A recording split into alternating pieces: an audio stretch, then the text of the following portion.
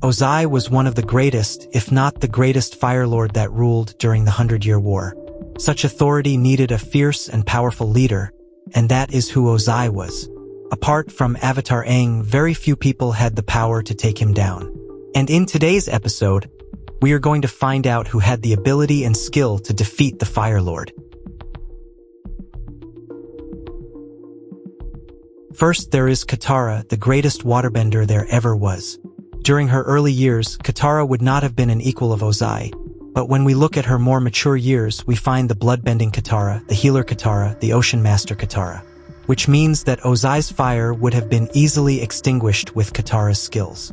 Bumi, on the other hand, was an old geezer who was the best earthbending king to ever live. His skills and experience would have left Ozai helpless. And for sure, fire cannot defeat stone. That's just how it is. The beautiful Ty Lee was not a bender, but had mastered the technique of striking at people's pressure, which left them paralyzed. This means that with her flexibility and acrobatic skills, she would have been able to dance her way into Ozai's proximity and deliver her paralyzing blows to his bending points. Even his own daughter Azula had a chance to defeat him.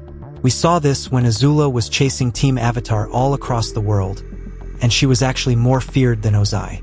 Her ability to deliver lightning strikes with her acrobatic skills would have Ozai begging for mercy. Toph could have taken the whole world to its knees if she wanted to. Being able to sense Ozai's strikes at any given point would not be a challenge at all. Toph was inevitably the greatest bender to walk on Earth. Zuko, on the other hand, would not have been simple for him to take his father down, but we actually saw them fighting during the Black Sun, when he took Ozai down and almost finished him off with his swords. Meaning if Zuko had no mercy in his heart, Ozai would have fallen by his hands. And we can't talk about Katara without talking about Hama, who was the original bloodbender. With this skill, Ozai would not have lasted a minute. Iroh, Ozai's older brother, was the greatest firebender in the Fire Nation regime. With his nickname, the Dragon of the West, this man was the almighty general during the early years of the 100-Year War. The only reason he went soft is due to his son's unfortunate demise, which made his heart always in grieving mode. Even the Combustion Man was deadly. With his laser skill of pinpointing all his firebending skill into one combusting direction, this man was a force to be feared. This was the same man that even the Avatar feared and always ran away from. Those are some of the people in the show that made Ozai look like an amateur.